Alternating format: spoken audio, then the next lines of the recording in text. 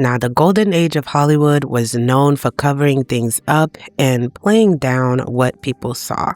There was so many scandals, even murder, so much that happened. Agents would know how to cover up, right? We did a video on Hollywood fixers already. If you haven't seen that, check that out. But there was Hollywood fixers to fix everything, fix your reputation, your image, and just stop the press from seeing too much of your life or exposing the dark underbelly of what was Hollywood. But Cary Grant found it that a lot of his secrets was pretty hard to cover, and people just would not stop talking about it. Even now that he is long gone, a lot of people are still like, did they really just play in our face? Today's video, we are going to talk about the golden age of Hollywood, PR stunts, cover-ups, but we're going to use Cary Grant as a case study for this. Cary Grant was someone, he has a squeaky clean image. He himself said several times that he was playing a role. Cary Grant was not who he was. That was not his real persona. It wasn't even his real name. He was just playing a role to the public. He had an image to keep. Though he was never photographed smoking cigarettes or anything like that, he would go through 2 packs a day. He was a drinker, and he lived a life of womanizing, and even we're going to get into that. For over 30 years, he was Hollywood's most sought-after leading man. He was the star everyone loved. He was also the star few really knew. He would say, let the public and the press know nothing but your public self. A star is best left mysterious and just show your work on film. Women adored him. They loved looking at him, they loved listening to him, and they loved watching him in action. He was such an attractive man that people presumed, well, maybe he doesn't have very much depth. He needed desperately, I think, not only to be liked, that was something else, but for him to be approved of. But first, hey friend, welcome to my channel, Green Allude, where we deep dive and break down the most iconic stars through history. If you're not yet subscribed, please be sure to do so. And if you're already subscribed, please turn on your notification bell so you never miss an upload. Now, without further ado, let's jump into this video and let's start off with his childhood. Grant was originally named Archie Alec Leach, born on January 18, 1904, in a Bristol suburb. He was the second child in the family, with his older brother John tragically passing away from tuberculosis meningitis just 2 days shy of his first birthday. His dad, Elias, was a tailor presser, while his mom, Elsie, worked as a seamstress. Now, let's just say Grant didn't exactly have the happiest childhood. With an alcoholic father and a mom who battled clinical depression, life was tough. His mother did try to get him into the arts early on, teaching him song and dance when he was just 4 and pushing for piano lessons. She even took him to the cinema now and then. However, his biographer, Graham McCann, said she did not know how to give affection and did not know how to receive it either. Jeffrey Wansell, another biographer, pointed out that Elsie blamed herself for John's death, her other son, and never really got over it. Grant himself admitted that his rocky relationship with his mom left scars that would follow him into his adult life, especially with women. She was strict about alcohol and tobacco, often punishing him by cutting his allowances for the tiniest slip-ups. It's like she was terrified of losing him too, just like she lost John. At 9, Grant's dad decided to send his mom off to Glenside Hospital, a mental institution, telling young Grant she was off on a long holiday. Later, he flat out told Grant she had died. No wonder Grant grew up with a serious grudge against her, thinking she had abandoned the family. And after she was institutionalized, he and his dad moved in with his cold grandmother who didn't know how to show affection either. And honestly, that was terrible for a young child. Elias, his father, was often with his new girlfriend, who he married when Grant was just 10, leaving Grant craving affection from the only parental figure he had left. So where did he turn? The movies, of course. It was the only place he felt truly accepted. He was born January 18, 1904, Archibald Alexander Leach. His mother was overpossessive. She had had another son who died shortly before his first birthday. She never got over that shock. Pampered and immaculately dressed, Archie was the center of Elsie's life. Like many Victorians, Archie's mother was class-conscious. Elsie Leach felt she had married beneath her. Her husband, Elias, worked hard as a pants presser and was rarely home. He was only 10 years old when he came home from school one day to find his mother gone. His father had her committed to a local mental hospital, where she remained for the next 21 years. He was then left with all these self-doubts as to whether he had been the cause of it. Why had his mother walked out on him? He rarely saw his father, and often went to the Bristol docks and dreamed of running off as a cabin boy. He joined the Boy Scouts and was later remembered as a loner who always looked neglected. Archie was 14 when he was expelled for the childish prank of peeking into the girls' bathroom. Fast forward to when Grant was 31 and his dad is on his deathbed. That's when Elias spills the tea. His mom wasn't dead, and she definitely wasn't at some fancy resort. She had been locked away this whole time at a mental institution. Horrified, Grant rushed back to England to rescue his mom from the asylum. It took her a while to bounce back from that ordeal, but they ended up forming a close bond. And I just want to add that during that era, men could just say that their wives were crazy and have them institutionalized, cut out half of their brains, etc. It was just terrible. Husbands once had full rights to throw their wife in an asylum for disagreeing. For example, Theophilus Packard got mad at his wife, Elizabeth Packard, for disagreeing with his radical beliefs. Pastor Packard was strict Calvinist and without a doubt a misogynist. Not sure what he said, but one Sunday morning, Elizabeth stood up in the middle of the sermon and announced she was walking across the street to the Methodist Church. So then Pastor P did some absolute Looney Tune levels of trickery. He told his wife a sewing machine salesman was stopping by the house, but it was actually a doctor who diagnosed her as insane and sent Mrs. Packard packing to the lunatic asylum. Did the doctor provide reasoning? He declared her insane because she didn't shake his hand and she was over the age of 40. Mrs. Packard was locked away for 3 years, but thankfully when her son turned 21, he was able to secure her release, which didn't really matter because once she got back home, her husband locked her in the nursery and boarded up all the windows. Thankfully, she was able to shimmy a letter out that was addressed to her friend and delivered by a stranger, stand trial, prove her sanity, and regain the free will to leave her home. But when she returned to the home to collect her things, she found that the husband rented the house to another family, sold her furniture, took her money, notes, wardrobe, and children, and left the state. Clearly, she separated from her husband and founded the Anti-Insane Asylum Society and campaigned for divorced women to retain custody of their children. So Billy Big Bollocks here thought it would be absolutely class to just shove an ice pick up your nose and twirl the brain around like spag ball. And he thought this would help to reduce the overflow in hospitals because you've got one quick operation, out you go out the door. And Freeman would go around America showing everyone how to do this lobotomy and would bring his kids with him. It was probably like Disneyland for them, because who doesn't want to see a woman get an ice pick shoved up her nose and then straight afterwards she can't spell orange? It's like Tinkerbell's just sprinkled her magic. He performed over 3,500 lobotomies, including 19 on children, which the youngest was 4. Although many patients and families actually sent him thank you cards. 15% of patients died during this procedure. A lot of them lost their sparkle after the procedure, but that's because they no longer knew their arse from their elbow anymore. And similar procedures were still being performed up until the 1990s. In 1915, Grant snagged a scholarship to Fairfield Grammar School, even though his dad could barely scrape together the cash for a uniform. He quickly earned a reputation for mischief, often blowing off homework. Then, on March 13, 1918, the 14-year-old was expelled. The reasons varied: rumors of him being caught in the girls' lavatory and helping some classmates with a theft. According to Wansell, he might have even been trying to get kicked out on purpose to chase a career in entertainment. And just 3 days later, he was back with Pender's troupe. When he turned 16, he landed a gig at the New York Hippodrome and realized stage life was his jam. After the tour, while the rest of the crew went back to England, Grant decided to stick it out in New York and make a name for himself. For nearly a decade, he juggled odd jobs. He was once an audience plant for mind readers, like, those people that's in the audience that are hired actors.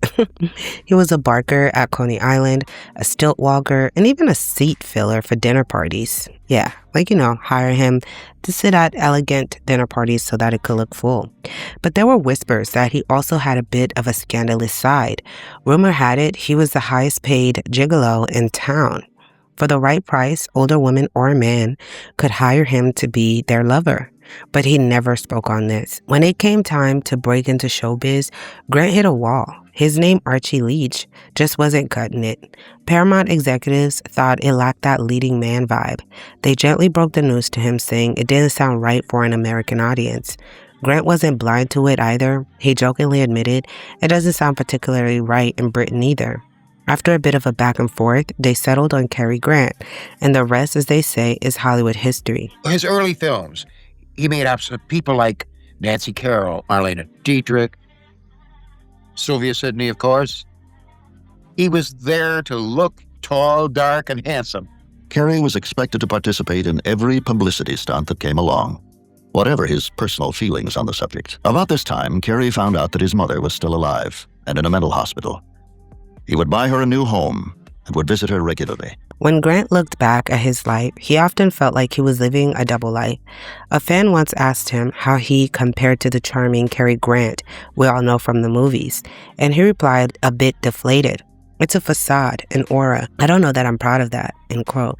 Another time he admitted he was stuck in an identity crisis, wondering if he was Archie Leach or Cary Grant. Even after scoring his big break in 1933, with She Done Him Wrong, it took him a few rocky years to really find his groove. His first major hit came in 1937 with The Awful Truth, and from there it was a string of successes, snagging Oscar nominations for Penny Serenade and in 1941 and None But Lonely Heart in 1944. But here's the kicker.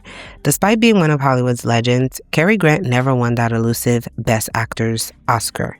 He was seriously miffed about it, even going on a decade-long boycott of the ceremony. Finally, in 1970, the Academy threw him a bone and gave him an honorary award.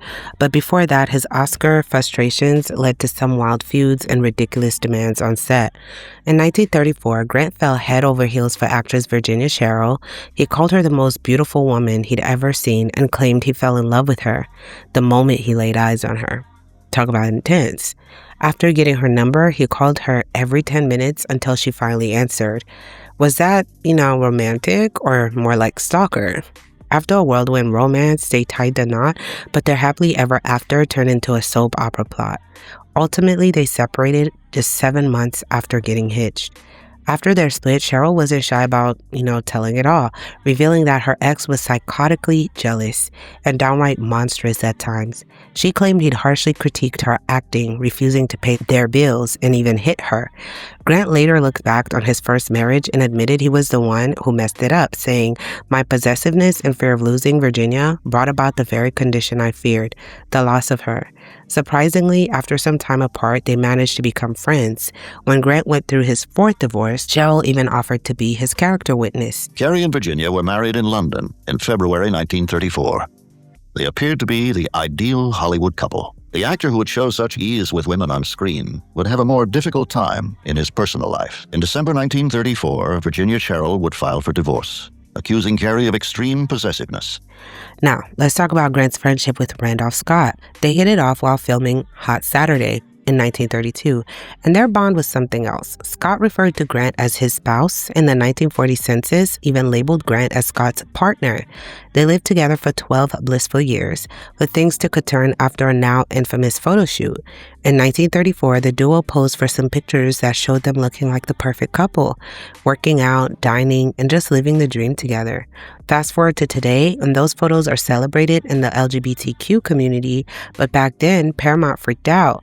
Trying to avoid any scandal, they made Grant marry someone to keep audiences from getting the wrong idea about his relationship with Scott. Hint, hint, Virginia. A lot of people stated Virginia was that kind of marriage. That's why he loved to bomb her so quick, but he wasn't happy because it was a sham. And this is something that they say undercover men tend to do. They usually tend to be really violent, like a Diddy type thing, because they're not living in their truth, and it's a constant conflict, and they take it out on the women that they marry or the girlfriends that they're with. Usually that's what was going on with him. That's why he was hitting her. And you would see that cycle throughout the people that he dated, how he was just violent, almost like he hated them. He would come off really strong at first and then just be very hateful towards them. When Grant married Virginia Sherrill in 1934, an article in Modern Screen reassured readers that the two men were still friends. Not even a wife could separate Cary and Randy, it read, but then Virginia wouldn't want to, end quote. When Grant and Sherrill divorced a year later, Grant and Scott moved into the Santa Monica beach house they would live in for the next 5 years. During this time, Grant had lengthy relationships with actresses Mary Bryan and Phyllis Brooks. While it's still up for debate whether Grant and Scott were actually an item, there were rumors that the studios fed stories to the press about beautiful young women frequenting their shared beach house, dubbed Bachelor Hall. Between the two of them, they racked up 7 marriages, but speculation about their true relationship continues. Grant's daughter, Jennifer Jennifer Grant wrote a memoir in 2011 where she dismissed the idea that her dad was gay, saying, "Dad somewhat enjoyed being called gay. He said it made women want to prove the assertion wrong," end quote. But Jennifer's mother came out, which was Grant's wife, ex-wife, and said that, "Yeah, I knew that. I thought that Grant was gay." So the daughter said this, but her own mother was like, confirmed the rumors. But then came a 2016 documentary that didn't hold back, claiming Grant was indeed gay. The film Women, He's Undressed, which focuses on the 3-time Academy Award-winning costume designer Ori Kelly, revealed that Grant had a relationship with him in the 1920s. Both were young and struggling in New York before heading to Hollywood to chase their dreams. By the early 1930s, they parted ways, with Ori Kelly eventually becoming a legendary costume designer, working with stars like Marilyn Monroe and Some Like It Hot, and Ingrid Bergman and Casablanca. They had a volatile on and off relationship over 3 decades until Ori Kelly died in 1964 when Grant became one of his pallbearers. Biographer and friend of Grant's, Bill Royce, claimed that in old age, Grant confessed to him that he and Scott had been bisexual and that their relationship was the first time he'd ever been in love, characterizing the memory as, "Have you ever heard of gravity collapse?" However, he allegedly also told Royce that while Scott had loved him on some profound level, Scott had not desired him physically to the same degree, but that they had explored the imbalance of their attraction. His ex-wife, Deanne Kennan, like we said, believed he was queer. By the mid-1940s, however, Grant and Scott were no longer living together, but it was said the two remained close friends throughout most of their lives. When Grant died in November 1986, Scott passed away 3 months later. The problem with Hollywood has never been that the stars are gay or anything like that, especially in the golden age. That wasn't the issue with the uproar with a lot of people. The issue is essentially that the way they groom their stars to be gay. In the sense that I say, I'll show you guys an example of like a test screen with James Dean. I did a video for him also, and he was just used by the men in Hollywood so much. He was like a call boy, and his story is just tragic. But Hollywood would prey on people that had very vulnerable and tragic childhoods, like a James Dean, like Rock Hudson, and like Cary Grant. He had very traumatic childhoods with what happened to his mother, abandonment from his father, etc. And they will they know these people are in need of money because Cary Grant was desperate for money and James Dean, we know, was poor and looking for a way out. And they put you in these compromising situations, and it starts off little by like a test screen. So it wasn't for a lot of them. Yes, they made the choice to continue to be in that lifestyle, etc., and this and that. But you see how the system pushed them towards that. That's when it became a problem. Like, it's not necessarily their free will if you're under a contract. And remember, during the golden age, not only could you get sued for denying, once you're in a contract, it's like a covenant. You've made a contract with the studios. You could not decide what films you were going to be in. You could not decide what scenes you were going to do and not going to do, okay? You could get sued or you could die. A Hollywood fixer could just take you out of here, which I did a video on Hollywood fixers and showed you guys how that happened with a lot of stars. Their only way out was to end their own life, which is why a lot of them would take their own lives out, because even their political views were not their own. Their decisions were not their own. The movies, the agendas they pushed, nothing was their own decision. It was pushed on them. Cary was expected to participate in every publicity stunt that came along, whatever his personal feelings on the subject. Their whole persona, like Cary Grant said, he didn't even recognize himself in the character that he was playing. In Marilyn Monroe, I think I'm going to do an updated video for her, but that wasn't who she was behind the scenes, the character that she played. But this is what she had to play. This is what the studios put on you. They change your name, like Cary Grant. Oh, your name Archie doesn't sound right. Let's call you Cary Grant instead. It sounds more familiar, better. You know, they change how you look, how you act. We saw my Rita Hayworth video. It was just a very, very dark system. And this is just one of the many screen tests that they would have these actors do to start getting them comfortable with these type of situations for the directors, the production, the studio heads, then would later on, like we know with James Dean, use him up. If you haven't seen that video, go check it out. But it started with like screen tests like this. It was equivalent to what you would say, the casting couch. Hey, act out this scene. let a man straddle you, you know, and you gotta keep in mind, they're not real brothers. They're in the sense playing brothers and stuff, but this is two people that don't know each other, acting or not, for the art or not. You know, this is what is in somebody's mind to have you do to kind of get you comfortable with it. Comment below what your thoughts are. Why don't you just give Dad a chance? Why don't you show him that you love him? Well, Aaron, I've tried that. How are you gonna do it? How? It's so easy. Show him. Tell him. Oh, you show him. Go up to him and tell him that you love him. Anything. Just show him that you love him. Well, you just show him. You won't. You're so Me? What do you mean? I'll show you. Just show.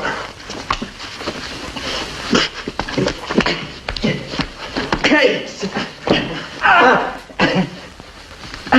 Now, who's going to show him? Who's going to show him? Okay, yeah. When? Okay. When are you going to tell him? Oh, tomorrow. You do something about tomorrow? Yeah, okay. Promise? Yeah. Swear to God? Yeah. Hope to die? Yeah, well, yeah, hope that. Get off of me. Big. Okay. Keep fighting.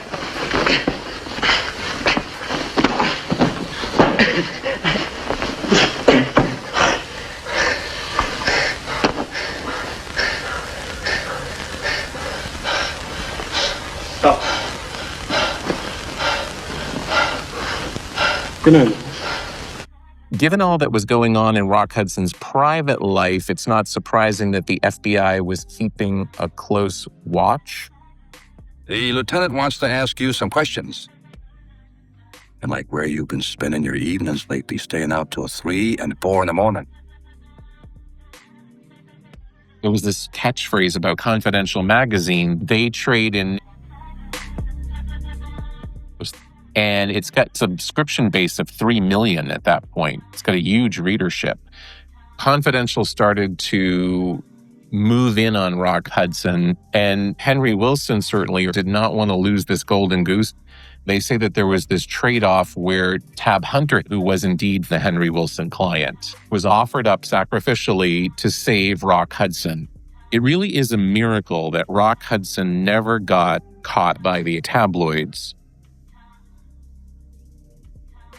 4 secret gay Hollywood stars from the Golden Age. The last one is shocking. Number 1, Liberace. Despite rampant rumors, the famous musician never publicly acknowledged that he was gay. Instead, he continuously used stories about male friendships and supposed romantic relationships with women to cover up his true identity. Interestingly, it wasn't until Scott Thorson sued him under the name Palamon that the truth came to light. Number 2, Tony Randall. Tony Randall became famous for playing Felix in The Odd Couple. Even though he was married to his wife for 50 years. Throughout his career, rumors about his sexual orientation persisted. His effeminate mannerisms and personal choices kept the gossip going, and the rumors about his sexuality followed him until his death. Number 3, Rock Hudson. Rock Hudson was one of Hollywood's most iconic leading men. Throughout his career, he hid his homosexuality to maintain his image as a heartthrob. It wasn't until 1984, when he was diagnosed with that his sexual orientation was publicly revealed. Number 4, John Wayne. John Wayne is widely regarded as one of the most iconic Western movie stars in American film history. Reports claim that during the early years of his career, he had more intimate relations with some men. He and director John Ford were also named in connection to a trip to South America with underage Mexican boys. So then my assistant was like,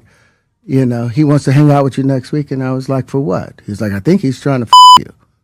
That's what my assistant said. And I was like, oh, okay. Now I get it. So now no more communication. Now you know to be hands off with somebody. A number of producers come in to make the approach, and you threaten to punch them in the mouth or threaten to knock their head off for talking to you like, or looking at you like you're a woman. You know, when you approach a real man about his masculinity, you're going to get a real reaction back. You give up your ability, your right to being a man.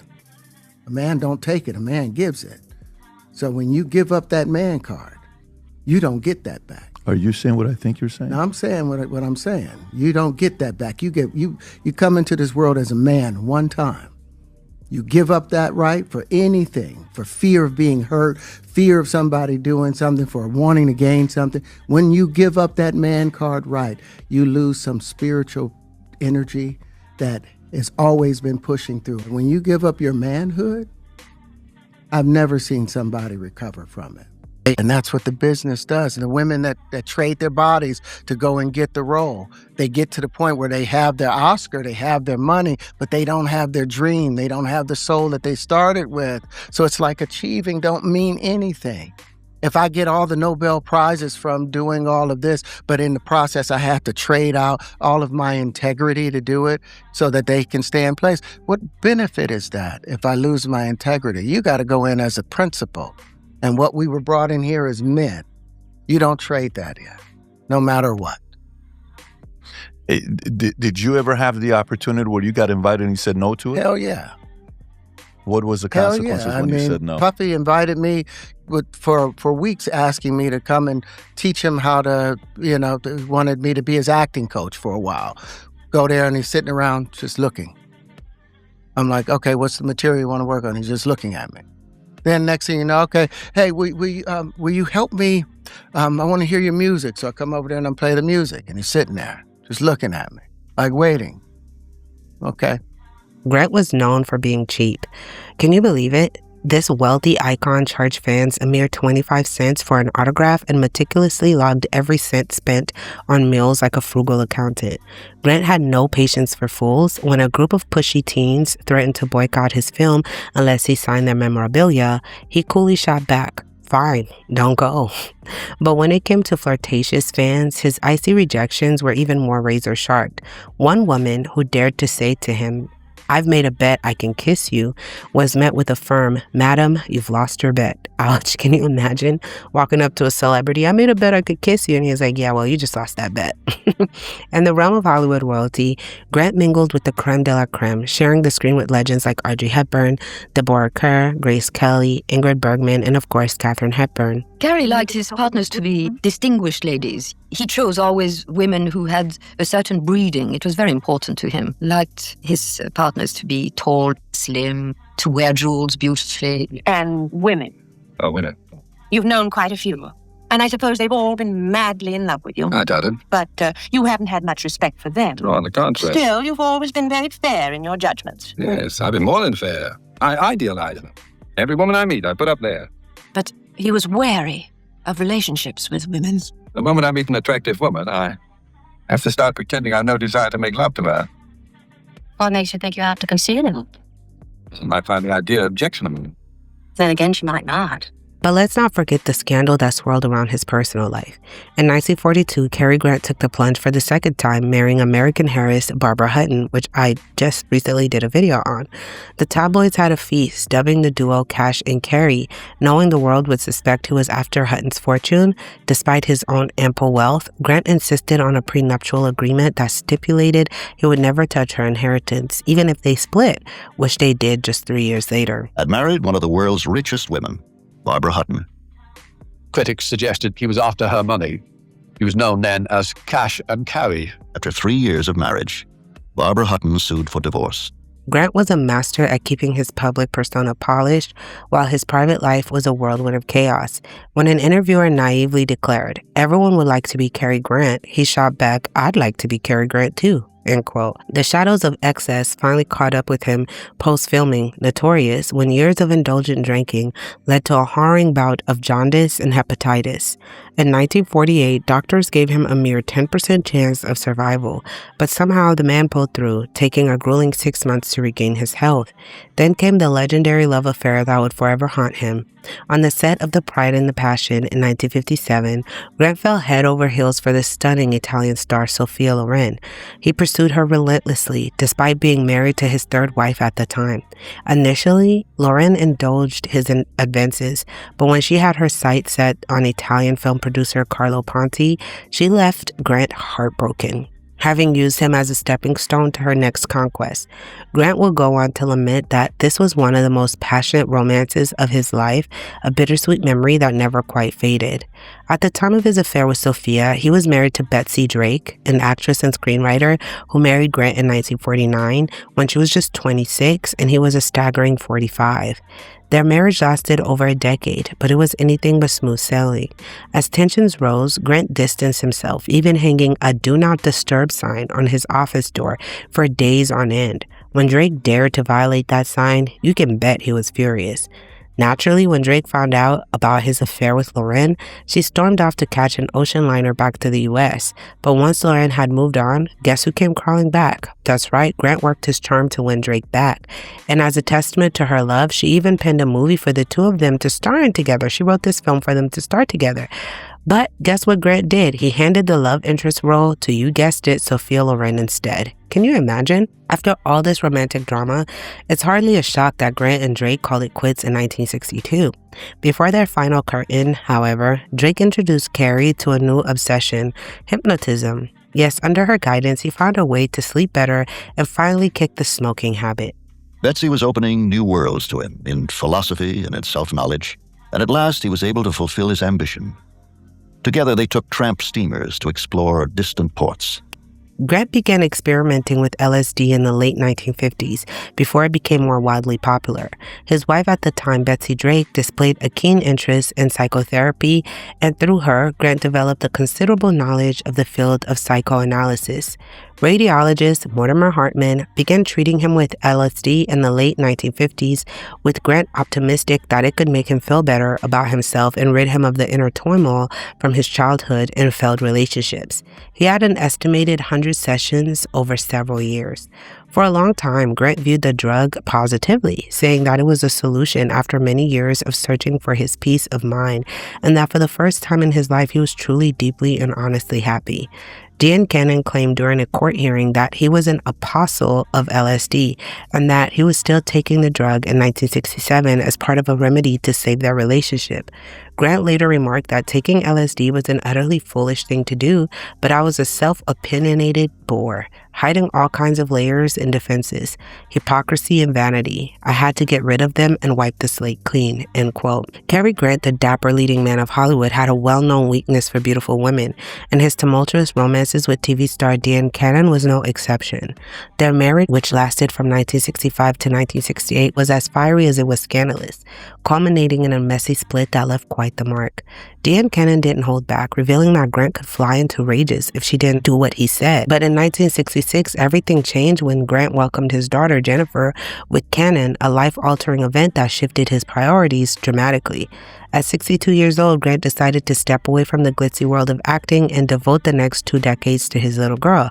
He was a devoted father, taking her everywhere and always keeping a camera close at hand to capture their precious moments together. In a testament to his fatherly love, Grant meticulously preserved every note and letter they exchanged, safeguarding them in a fireproof vault for Jennifer to cherish when she grew older. Reflecting on his string of marriages, Grant candidly admitted that each union was progressively harder to bear, confessing he was rather a fool for punishment. With a tinge of sadness, he lamented, I never left any of my wives. They all left me. They got bored with me. I guess tired of me. I really don't know, end quote. It wasn't until 1979 that he finally found a semblance of happiness with his last wife, Barbara Harris, whom he met at a hotel where she worked. Despite a staggering 47-year age difference, the couple remained together until Grant's passing. He was courting Dan Cannon during the film, and it's soon after the film that they married, and she gave him a child. Cary's marriage to Diane Cannon was soon headed for the divorce courts. But Cary's devotion to his daughter was unwavering. At 77, Cary married a young English woman, Barbara Harris. It seemed that Cary had at last found the family he yearned for, and with it, a way to deal with the old, unhappy memories. Throughout his life, Grant was meticulous about his appearance, never allowing his weight to creep over 180 pounds. He maintained a year-round tan and wore minimal makeup on screen, a regimen that kept him looking youthful, enough to play a teenager at 40. Even as he approached his 80s, Grant showed no signs of slowing down.